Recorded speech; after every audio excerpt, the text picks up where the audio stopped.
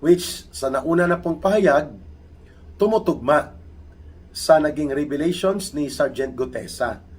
At ganun din po sa nauna ng sinumpaang salaysay ng mag-asawang Diskaya. Kaya itong pagpapa-interview ni Marcos, duplikara po ito. Marcos Jr. wants to portray na siya ay on top of the situation, hindi siya apektado ng revelations ng kanyang kapatid na siya ay isang addictus at walang matino na pag-iisip at papalubog at lugmok ang bansa dahil sa kanyang pagiging addict at dahil yan din po dyan ay ang pagkakaroon ng malaganap na iskandalo ng pagnanakaw sa Kabanang Bayan. At ang pangatlong punto po na ang ICI ay walang kredibilidad. Until now, wala silang investigasyon na ginagawa laban kay Martin Romualdez seriously. In spite of the very strong and very solid and revealing testimonies abroad na inilalabas ni Saldico sa kanyang video testimonies.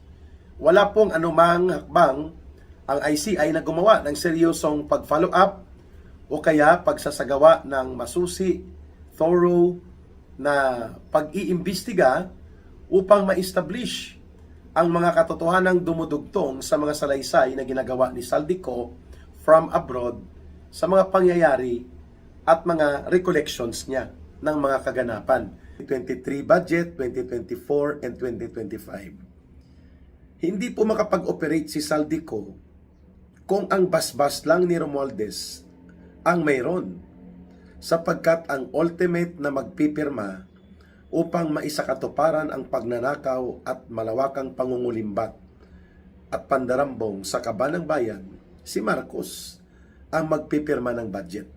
And that is the most logical explanation why Marcos is the mastermind. Hindi pwedeng nakinabang lang siya.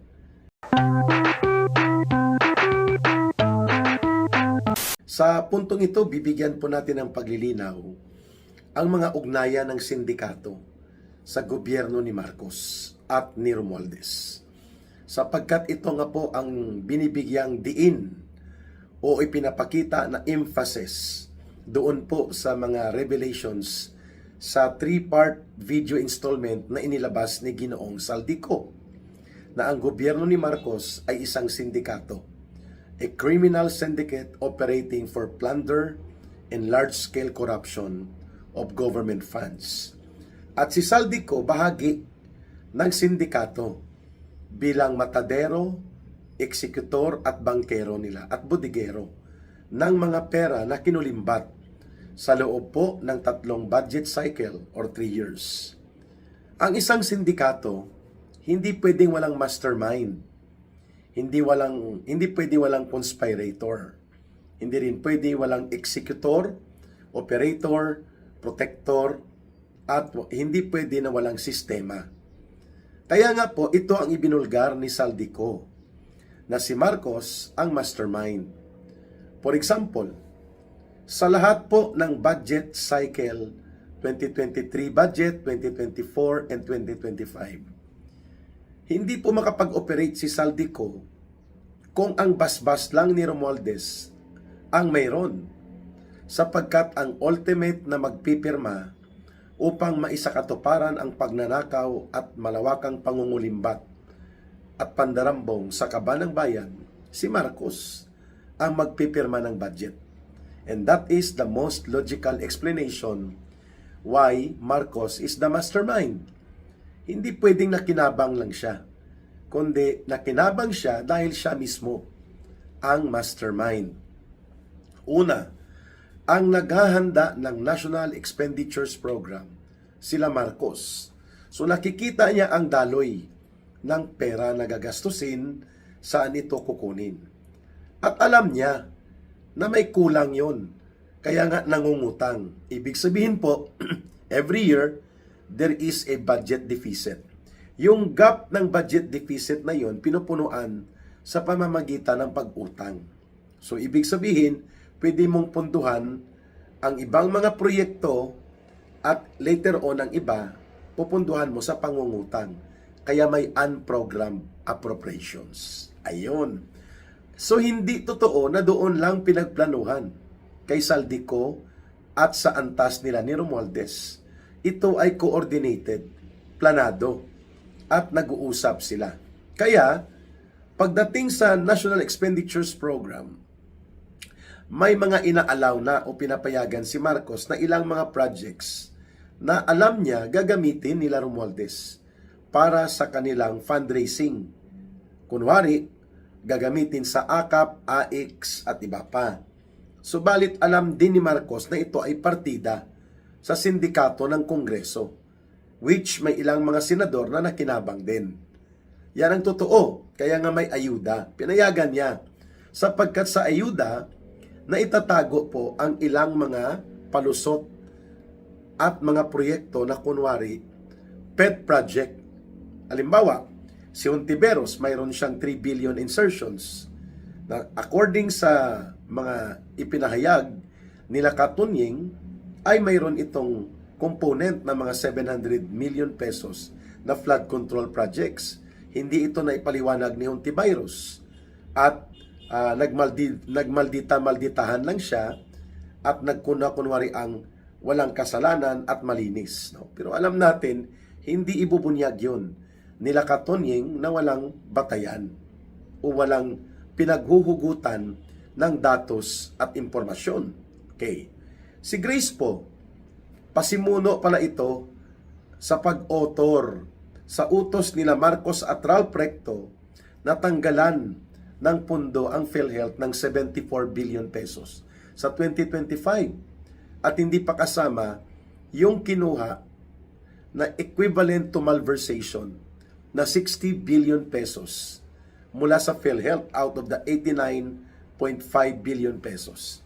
Dahil nahabol po ng Korte Suprema na wag makukuha yung remaining na mga 29 billion pesos mula sa savings ng PhilHealth. So therefore, kung ganito ka-elaborate, ganito ka-systematic, that even other agencies of government ay kayang tapyasan, kagaya ng binunyag ni dating Department of Budget Secretary Butch Abad, na ang Defense Department, lalo na sa Armed Forces of the Philippines Modernization Fund, intended dapat ang 10 billion pesos na ilipat sa ayuda-ayuda at mga flood control. Hindi pwedeng gawin niya ni Martin Romualdez lang at ni Saldico na hindi papayagan ni Marcos kasi alam niya doon sa NEP ay mayroong 10 billion pesos na modernization appropriation dapat para i-improve ang war technology and war capability ng ating pagtatanggol sa pangseguridad na kailangan ng ating bansa. So bakit niya pinayagan na tanggalin itong 10 billion samantalang nakaprogram po ito para sa AFP? Ganon din po sa Department of Education at sa Commission on Higher Education. Tinanggalan sila combined mga 45 billion pesos. Ito ay nakalagay din sa NEP na inihanda ni Marcos, pinayagan niyang tapyasin pagdating po dito sa loob ng insertions and realignment. Ano po ang ipinapakita nito?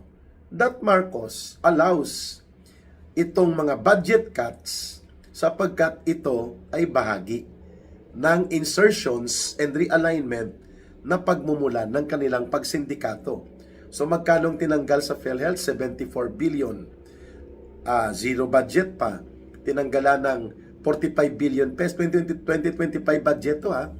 Tinanggalan pa ng 45 billion pesos ang education sector. Tinanggalan ng 10 billion ang modernization program ng AFP. Ang agriculture sector, tinanggalan din po ng mga almost 12 billion. So, mahigit kumulang 100 billion pesos ang kinaltas mula sa mga line agencies na nakapaloob na sa National Expenditures Program. Hindi pwedeng hindi makikita ni Marcos ito sapagkat pinagplanuhan po yan ng DBCC. Ito po yung naghahanda ng buong budget program na tinatawag na National Expenditures Program. Ang DBCC, ito po ang tinatawag na Development Budget Coordinating Committee. Ito po ay parang consultative and recommendatory na grupo ng mga financial and economic experts na tumutulong sa pagbubuo ng budget sa isang taon ng buong gobyerno.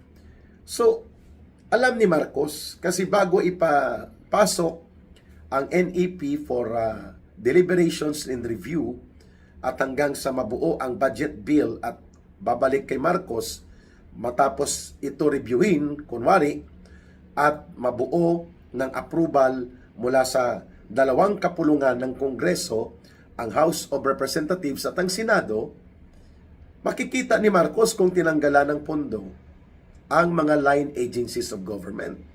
Maliban na lang kung nakapikit ang kanyang mata, natutulog siya, at ang kanyang kamay nakagapos at ang nagpipirma yung teorya ni Lacson na sila Bersamin at Pangandaman at mga undersecretaries, which are highly unbelievable. Ganon po. Kaya ang sindikato ni Marcos, siya mismo ang namumuno. Kaya tama ang binabanggit ni Saldico na mayroong 100 billion insertions na hinilot, pinahilot at minanipulate nila sa BICAM.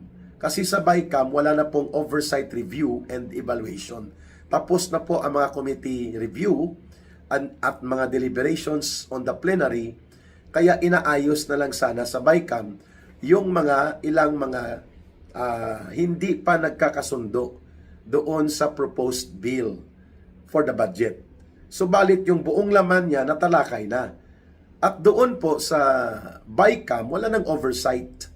Wala nang plenary review, sa Senate at sa House of Representatives. Pwede nang magpalusot. Kaya ang instructions ni Pangandaman were very clear na gusto ni Marcos Jr. sa 2025 budget makapagpalusot siya ng 100 billion pesos na insertions. At hahanapan niya nila Saldico at Martin Romualdez. Kaya nag-verify si Saldico kay Yusek Adrian Bersamin at pati kay Jojo Cades. At itong mga taong ito, nag-verify din si Saldico kay Martin Romualdez. So papaano na hindi malalaman ni Marcos ang mga pangyayari, pati nga ang mga dapat nasa kanyang paligid na siyang pinanggagalingan ng kanyang mga utos, nag-verify mismo si Ginoong Saldico kung tama ang instructions. At tumutugma sa sagot ni Martin Romualdez, what the President wants, he gets. Ibig sabihin po, utos talaga niya. The way Saldico describes it, hindi niya kayang gawin na siya lang lahat sapagkat bubukol at mabibisto ang sindikato kung hindi involved ang mastermind sa buong operations. Kaya, naniniwala ang taong bayan na totoo at tama ang binanggit ni Saldico na pina-advance ni Marcos ang 25 billion pesos doon sa insertions na yun sapagkat itatago yun sa loob ng DPWH.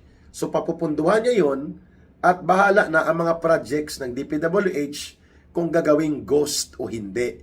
Basta nakuha niya ang 25 billion pesos. Kaya ang ibang projects doon at ibang mga programa sa ibang mga line items inilipat sa unprogrammed appropriations para itago na may insertions. Bali na displace po ang mga line items na dapat nakaprogram according to the National Expenditures Program sapagkat ipinilit ni Marcos na sa DPWH ipasok ang 100 billion pesos sapagkat gagawing mga ghost projects ito. O kaya mga sindikato na proyekto. House show, peke, o kaya substandard. At ang malala, ghost talaga. At ito, nangyari sa maraming lugar. Ang ganitong paglalahad ni Saldico, Bulacan, Mindoro, Ilocos Norte, Cebu, at iba pang bahagi ng Metro Manila. Kasi pinayagan din ni Marcos ang sindikato sa Kongreso na makakuha din sila ng mga flood control projects. Between 500 million to 2 billion to 3 billion. Siyempre yung pinakamalaki, si Saldico at si Martin Romualdez. At nakita ito ni Marcos na mayroon pang mga sindikato sa likod niya na mas malaki din ang kinikita like si Garjola, si Congressman Mumo, no, si Congressman Garjola, hindi po ito nasisiyasat. Kaya umalma siya, bubukol ito, sasabog talaga ito.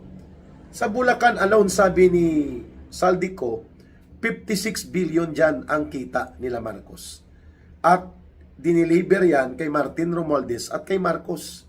That means, kung equal share si Marcos at si Romualdez, at totoo ang binabanggit ni Saldico na hindi siya nakinabang, which is hardly to believe, malamang hindi rin bababa sa 20 billion ang share ni Marcos sa mga Bulacan ghost projects. 20 billion din kay Martin Romualdez. At ang naiwan na mga 10 billion mahigit kay Saldico. Yun ang mas totoo. Ayun. Kasi hindi naman pwede paniwalaan lahat ng sinasabi ni Saldico, pero we can see through the truth na mayroong katotohanan ang binabanggit niya. But one thing is sure, ang lahat po ng galamay ng sindikatong ito na kung saan nagkakaroon ng mga pag-uunsihan ay hindi magaganap kung hindi pinagplanuhan. At ang pagpaplano nagmumula kay Marcos. Si Martin Romualdez ang kanyang chief conspirator. Ang kanilang principal executor, si Saldico. At ang gang of syndicates nila na mga kongresistang pinangalanan dati ni Mayor Magalong at ilang senador na nasasangkot, partikular si Lola Grace Poe na nagmamalinis-malinis pa at yun pala kasabwat doon sa vice scam. Kaya nga vice scam kasi sindikato din ang kanilang ginawa. Ayun. All roads point to Marcos. At babalikan natin ang take-off ni Ka Eric. The logic is very simple. In the last 3 budget cycles, mayroon pong 4,000 flood control projects na inaprubahan ni Marcos na punduhan, chargeable to unprogrammed appropriations. Meaning, only the President can approve the release of funding kung saan kukunin sa utang, sa new taxes, at sa mga kinuha na savings ng government agencies and corporations, GOCCs. Ibig sabihin, alam ni Marcos na ang mga proyektong ito na nakawin. Subalit dahil nakuha na niyang parte niya, kailangan niyang ipatupad at doon niya chinarge sa unprogrammed appropriations. Hindi pa kasama ang iba pang pinagnanakaw na nasa line items na may SOP din po siya. Sabi ni Saldico, mayroon sila ni Martin Romualdez at si Marcos na mga 32 billion pesos sa National Irrigation Administration at mga mahigit 20 billion pesos na pinatong nila sa National Electrification Administration sa mga solar projects. Hindi pa po kasama ang mga proyekto doon sa Department of Health na mayroon din pong anomalya na mga ghost projects of health centers, medical center projects na puno ng anomalya dahil pinagnakawan din. Kung ganito po kalawak, kung ganito po kalalim, at ganito po ka-persistent o tuloy-tuloy, ang sistema ng pagnanakaw na hinihilot, minamanipulate, at kinakatay sa loob ng budget process, everything will now go back to Marcos. Sapagkat siya po ang pumipirma ng budget para maging batas upang magkaroon ng otoridad o magkaroon ng authorization of release ang mga pondo na tinarget upang nakawin. Kaya pala taon-taon, hindi bababa between 1.2 trillion pesos to 1.4 trillion pesos ang inuutang ng gobyerno ni Marcos. At ito ay ipinangtatapal sa pinagnanakaw nila at kinukulimbat. This is terrible.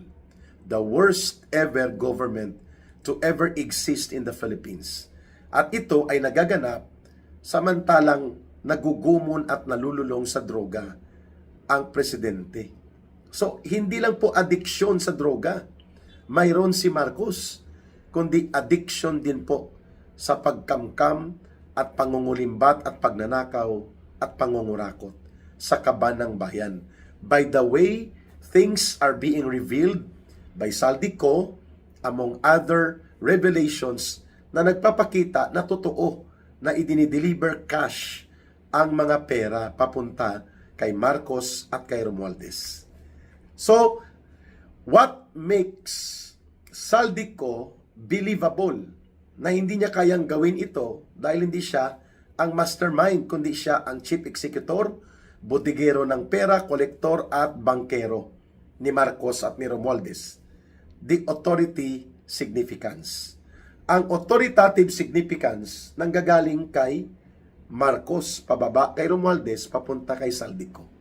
Yan ang line of authoritative significance na nagbibigay kay Saldico ng lakas ng loob at tibay ng kanyang sikmura na gawin ito dahil pinapayungan at sinasalo ni Romualdez at ni Marcos ang kanyang ginagawa kasabwat ang mga sindikato nila sa loob ng House of Representatives. At may mga ilang senador na nakinabang. Halimbawa, nabisto na ngayon na may insertion si Marcos sa kanyang office mismo na wala sa program ng National Expenditures Program na NEP 5 billion mahigit sa Office of the President. Nang tinanong ito kung ano ito, locally funded projects daw in behalf of the Office of the President. Wow. So from 10 billion mahigit na Office of the President budget, naging 15 billion mahigit. 5 billion ang ipinasok para sa 2025. At yun ay, sabi ni Saldico, bahagi ng ninanakaw ni Marcos. 5 billion. Hindi pa kasama ang 25 billion doon sa SOP na kinuha niya. Share niya yon sa 100 billion pesos insertions. Sa 56 billion sa Bulacan projects alone na diniliver ni Saldico, sa minimum tag 20 billion sila Marcos Jr. at si Romualdez. Hindi pa kasama itong 5 billion mula dito sa insertions for the Office of the President. Samantalang ang Vice President, tinanggalan po nila ng mahigit 800 million na pundo. Halos kalahati tinapyas nila sa kulang-kulang 1.2 billion na budget ng Vice President, naging 700 or naging 800 million lang. Kulang-kulang 500 million ang kinuha nila. Kita nyo mga kababayan, hindi pa kasama ang 4.8 billion pesos na confidential fund ni Marcos for 2025 alone. And every confidential fund ni Marcos from 2023, 2024, and 2025 to the last centavo, ubos po ito. On the average, 4.5 to 4.8 billion pesos po yan taon-taon. Hindi pa kasama itong 5 billion insertions. Terrible. At syempre, yung binabanggit ni Saldico sa National Irrigation Administration at sa National Electrification Administration. And ito pa ang matindi. Nagkaroon din ng insertions ang Senate na 1 billion pesos during the time of Chis Escudero. At 17 billion pesos ang idinagdag nang wala sa NEP sa buong budget ni Martin Romualdez for the House of Representatives. 17 billion pesos. Insertions yun ha, hindi yun nakaprogram. Pag insertions po, ay ginagamit yan usually para durubuhin. Doon mo ilusot ang mga pagnanakaw. This is a grand scheme of a criminal gang operations of criminal and corrupt officials led by Marcos as the mastermind and Romualdez as the chief conspirator. At ito ngayon ang ibinulgar na ni Saldico. Kaya hindi pwede na hindi po tatanggalin si Marcos sa pagkapresidente at hindi pwedeng hindi sila ikukulong at aaristuhin at paparusahan nila Romualdez at mga kasabwat nila. That should be the direction of the call of the people's movement and protest actions na nabubuo sa buong bansa. At doon tayo dapat patungo. Marcos as the mastermind, Romualdez as the chief conspirator, and all those minions and collaborators nila sa sindikatong gobyerno must be removed from office. Marcos resign now, aristuhin, ikulong at parusahan, at bawiin ng mamamayan ang mga dinambong nilang kayamanan. Yan ang tamang katarungan, yan ang tamang panawagan. Ito pong question, kung may credibility pa ba ang ICI matapos pong magkaroon ng very revealing and damning revelations and testimonies sa abroad, no? Si Ginoong Saldico, bagamat hindi po ito na isama pa sa formal na mga affidavits or testimonya patungkol sa role ni Marcos bilang mastermind at nila Romualdez sa mahigit 1 trilyon na pesos na pandarambong sa kaban ng bayan. Ganon din po, pag-usapan natin itong role ng Armed Forces of the Philippines. Kung bakit sinasabi natin na ang panawagan ng resignation ni Marcos is a constitutional call on the part of the Filipino people and for the Armed Forces of the Philippines na manindigan po ng possibility of withdrawal of support from their Commander-in-Chief who is the President under clear circumstances ng mga paglabag at ng mga krimen na kinasasangkutan ng Pangulo ng bansa, ay hindi rin po yan kudeta o isang akto ng mutiny, kundi isan ay pagsasakatuparan ng constitutional and moral duty ng mga bahagi ng Armed Forces of the Philippines upang protektahan po ang mamamayan, ang buong gobyerno at ang Estado laban po sa isang kriminal o nasasangkot sa krimen na Pangulo ng bansa. And for that case, ito po ngayon ang kinakaharap natin sa ilalim po ni Marcos Jr. Unahin po natin itong ICI na every other day, nagkakaroon po ng gimmick si Marcos gamit po ang kunwari ang investigative body na ayon sa kanya ay nagre-report daw sa ombudsman upang i-facilitate ang pagsasampa ng kaso. Parang lumalabas na siya ay nasa on top of the situation. Kanina lang po may lumabas na video na nagpapahayag siya na nag-uulat siya sa taong bayan. At para bagang pinapalabas ni Marcos na siya ang pinakasentro na nagkukumpas sa paglaban sa korupsyon. Well, in fact, siya nga ang itinuturo na mastermind.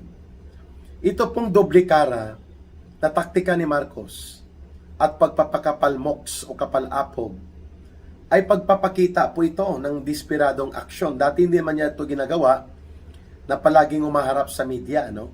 Ngayon, sa pamamagitan nitong binuo niya na isang questionable and legally bogus na body dahil hindi siya pwedeng bumuo ng isang opisina kung walang kaakibat na legislation o batas na ipinasa ang Kongreso.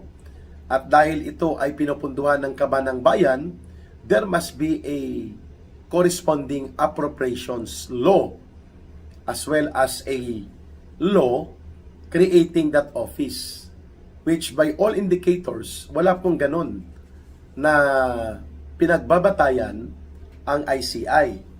Wala po itong batas, walang kapangyarihan na gumawa ng batas si Marcos. Limited lang po siya sa mga presidential proclamation and executive order. Pero yung parang regular na opisina, may regular na pundo, at hindi dumaan sa pagbubuo ng batas mula sa Kongreso, both the House of Representatives and the Senate, makes the ICI existence questionable. Subalit alam natin na binuo ito ni Marcos, hindi para lamang sa investigasyon, kundi para gamitin po ito sa kaniyang showcase to cover up and whitewash yung kanilang kriminal na pananagutan ni Romualdez na kanyang pinsan.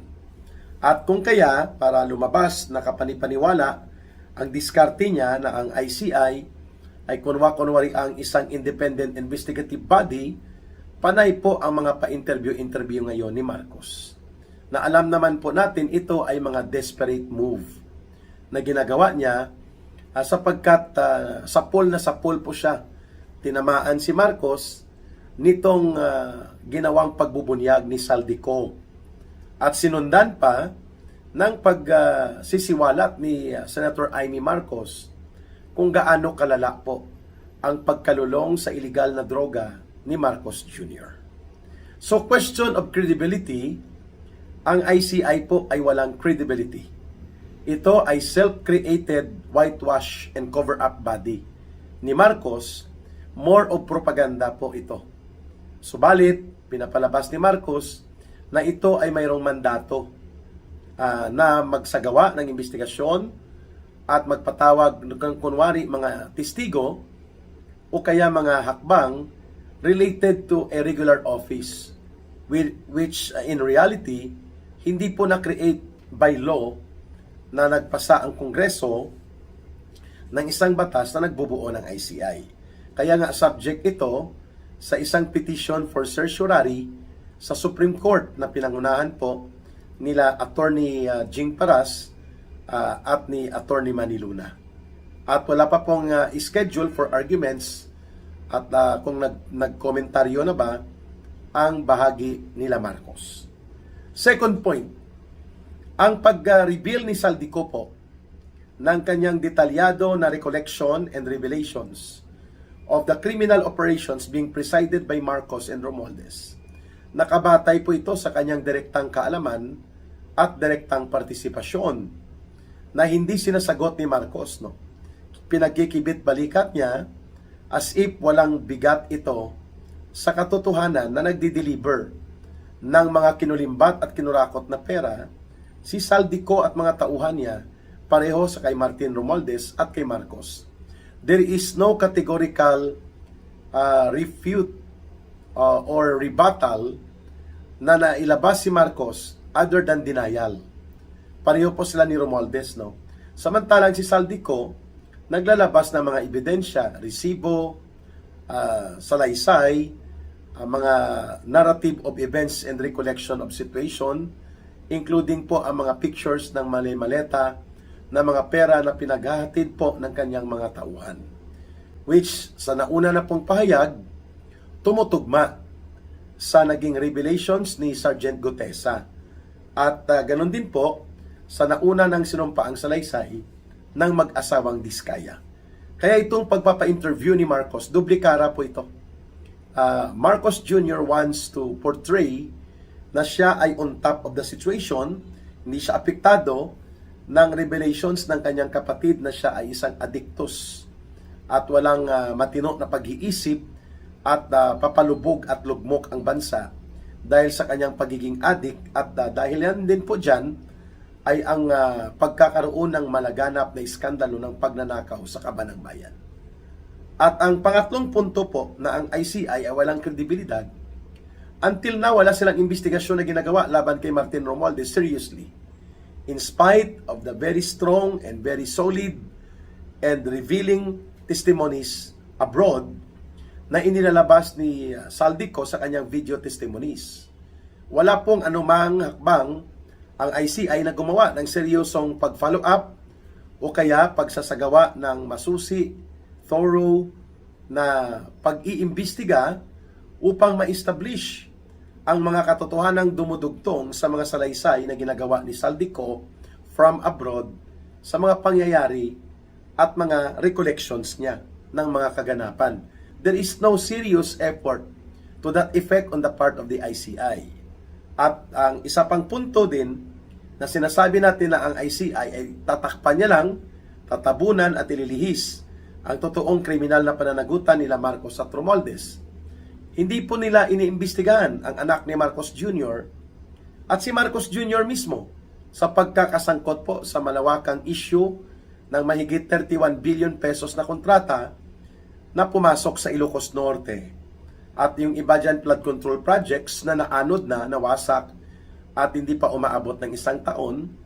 At mayroong tinuturo po si Governor Chavit Singson na si Sandro Marcos ay nakinabang po sa mga Diskaya sa kanyang 1.7 or 2.2 billion pesos na mga flood control projects. So that's around 400 million pesos na kickback SOP kung ang paniniwalaan po ay ang revelations ng lahat na halos ng mga kontraktor. Yun po, hindi nito iniimbestigahan, pati po ang 31 billion pesos na mga kontrata na nakakuha ang mga Diskaya. At sa ngayon, mukhang isasangkalan pa ni Marcos ang mga Diskaya, pati po ang dati niyang Executive Secretary na si Lucas Bersamin at ang kanyang dating Department of Budget Secretary na si Mina Pangandaman, mukhang ilalagay din ang kanilang ulo sa chopping board para lamang matupad itong scapegoat defense mechanism ni Marcos Jr. Ayan. Isa pa po dito na lumalabas din ay hindi pa naimbestigahan ang mga involvement ni Martin Romualdez sa mga caretaker na mga distrito kung saan, kagaya po nitong a certain Eric Yap, ay ginamit din ang posisyon niya para magpapasok ng mga proyektong infrastruktura na karamihan kung hindi hausyaw o peke ay ghost projects. As per revelations naman din ito dito sa isang special report na inilabas po ng Bilyonaryo News Online na sa Palawan alone ay mahigit 2 billion pesos ang mga proyekto na pinasok ni Martin Romualdez doon sa caretaker government or caretaker district na siya ang umahawak sa Palawan. Ngayon, nagtatanong ang taong bayan sa ICI, why are you not investigating this? Ito ay mga patunay na alam ni Saldico ang extent at ang lalim, ang saklaw kung paano gumalaw at kumilos po ang sindikato nila Marcos at nila Romualdez pagdating po dito sa usapin ng mga pandarambong involving the flood control projects. Fourth point na sinasabi nating wala ng kredibilidad ang ICI na ito ni Marcos. Hindi nga nila inimbestigahan itong revelations din na lumabas sa Kamara de Representantes sa House of Representatives na nagkaroon ng 4,000 flood control projects si Marcos na ipinatupad at inaprobahan niya gamit po ang unprogrammed appropriations. So therefore, si Marcos pala ay involved sa unprogrammed appropriations sapagkat under the Executive Order 92, ang Department of Budget Secretary is only recommendatory approval. Ang final approval para iparelease ang mga pundo at punduhan po ang mga flood control projects na umaabot na mahigit 4,000 si Marcos. So bakit hindi ito inimbestigahan ng ICI upang matingnan at magkaroon din ng case build-up kung totoong independent investigating body ang ICI? Similarly, ang pagkawala po ng integridad at kredibilidad ng ICI dito sa sumasabog na iskandalo ng paglalantad na ginawa ni Ginoong Saldico at sinundan pa ng revelations ni Senator Amy Marcos sa pagdudurog sa illegal na droga ni Marcos Jr., umaabot din po ito sa pagkawala ng kredibilidad na rin ng Senate Blue Ribbon Committee. Sapagkat yung mga gusto mag-testify po, ay siya pa pong inaharas at tinatakot nila Tito Soto at nila Ping Lacson. Samantalang itong mga pinagbubulgar, mga ibinubunyag ni Saldico, deadma si Ping Lacson at si Tito Soto, at ang pinagdududahan nila si Saldico pa. Samantalang nagpapakita na po si Saldico ng kanyang direktang kaalaman. May kaugnayan sa sindikato nila Marcos, hindi pa rin po nakukumbinsi sila Tito Soto na may bahid ng katotohanan ang pinagbabanggit ni Ginoong Saldico. At ito pa, not even si Governor Chavit Singson ay inimbitahan ng ICI o ng Senate Blue Ribbon Committee para kuhanan ng testimonya at ng kanyang salaysay sa sinasabi niya na si Sandro Marcos ay mayroon pong mga mahigit 2 billion pesos worth of infra projects sa flood control projects na halos hindi napakinabangan, ngunit pinagkapirahan. Wala din pong ganong tawag para kay Manong Chavit Singson, either sa invitasyon sa Senate Blue Ribbon Committee o kaya dito sa ICI. Kaya nga, it is already now a question of credibility, and the trust and confidence of the people are no longer with the Marcos-created ICI and even the Senate Blue Ribbon Committee. Ano po ang mangyayari nito kung kahit paulit-ulit po ang pagbubunyag na ginagawa laban kay Marcos, nila Saldico, nila Senator Amy Marcos, at iba pa pong mga naglalantad ng katotohanan, ay pilit lang pong ini-ignore ni Marcos Jr. At nagkakaroon po siya ng taktika na stonewalling, scapegoat defense, and then diversion and deflection. All the more na dapat i-challenge ng taong bayan ang Armed Forces of the Philippines at ang Philippine National Police for them to realize na sila po ay hindi dapat mga tauhan o mga alagad ng sandatahang lakas at ng pambansang kapulisan na sumusunod sa isang kriminal at adik na presidente na nabubunyag na ang pagkakasangkot sa maraming katiwalian at issue na hindi na mapasusubalian pa. And sa pagtitiwala ng taong bayan, walang mali kung ang Armed Forces of the Philippines ay mamamagitan upang si Marcos ay mapilitan pong mag-resign ng mapayapa. And kikilalanin ng Armed Forces of the Philippines together with the Philippine National Police ang pagiging makatuwiran at lehitimo ng constitutional line of succession wherein the Vice President shall be the succeeding President doon po sa presidente nakaupo na magre-resign. Mas mabilis po ito at yan po ay katotohanang legal at mayroon pong batayang suporta sa hanay ng taong bayan. Subalit hindi natin mapipilit po yan sa Armed Forces of the Philippines na gumawa ng ganyang hakbang sapagkat nag-aantay sila kung papaano mag-develop po ang protest movement ng taong bayan so that they will evaluate kung kaya pa bang manatili silang hindi makikialam as the real protectors of the state and the people o babantayan nilang magkaroon ng talagang tamang proseso ng pagbabago upang nang sa ganun po ang pagkokontrol ni Marcos at nila Romualdez sa gobyerno bilang isang malaking sindikato ay mapapatigil na. We hope and pray na makita po ito ng Armed Forces of the Philippines not because we are instigating or agitating them to commit rebellion or kudita against the very government that they ought to preserve and the very people that they ought to protect. Kaya ako naniniwala na mayroon pa rin pong conscience call na magaganap. Because even the Catholic Bishops' Conference of the Philippines, bagamat sinasakyan nila at sumasakay din sa kanila ang mga komunistang teroristang grupo ng CPP, NPA, NDF, hindi po mapasusubalian at hindi na maitatanggi ng simbahan katolika po na sila ay naniniwala ng lubusan kung hindi man ay at least sa kalakhang bahagi ng salaysay ni Saldico at mga revelations ni Manang Aimee Marcos, may bahid po ng katotohanan na dapat may pananagutan si Marcos Jr. Ayan.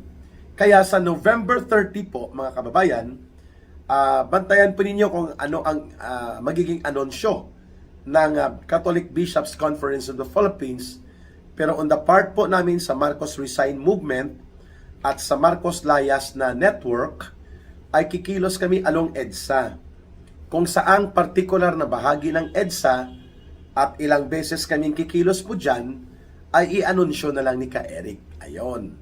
Sa mga gustong sumama, sa November 30, aabangan po ninyo kung saan tayo. Kasi sa November 30 po, Fiesta Barrio yon ni Marcos at ni Romualdez. Ibig sabihin, pinunduhan nila yon upang ang CBCP itolerate nila at tanggapin na nandyan po ang mga dilaw at pink zombies at nandyan din po ang mga komunistang terorista. Subalit, wala silang common call na dapat bumaba na si Marcos sa kanyang pagiging Pangulo, harapin ang kriminal na pananagutan before the bar of justice. Kaya, hindi po nakakapagtaka na itinuturo na ang nagpupundo sa kanila sila Marcos at Romualdez sapagkat nakikinabang sila na hindi makakaupo by way of constitutional succession si Vice President Sara Duterte. Ayun. Kaya pala, sinasabi nila Teddy Casino, mga komunistang teroristang grupo at ng mga hilaw na komunista nila Virus at nila Dilima na hindi daw karapat-dapat si Sara Duterte na magiging Pangulo dahil corrupt din siya. Samantalang 3 times na po napatunayan ng Vice President na sa ilalim ng Commission on Audit Report, hindi po siya nagnakaw o hindi siya magnanakaw. Kaya nga, ano man ang gagawin ngayon ng mga komunistang teroristang grupo at ng mga kaalyado nila, wala na pong epekto ito sapagkat made na ang mind ng taong bayan. Susundan natin ang line of succession na nakasaad sa saligang batas that when the President resigns or being impeached or incapacitated or die while in office, the Vice President is the duly recognized and legally stipulated in the Constitution to be the successor to the President. Kaya ito po ngayon ang atake nila. Kunwari, pinupuna nila si Marcos, itong simbahan katolika, pero ang bigat ng atake nila at mga galawan, anti-Sara Duterte. Because na takot sila na muling manumbalik po ang Duterte brand of leadership. But they cannot hold back history. Kapag mangyayari po yan, mangyayari po yan. At mukhang doon tayo patungo sa pagdaloy ng kasaysayan, sa pagbabago ng gobyerno, at muling pagtatag ng ating bayan at lipunan sa tamang pamamahala.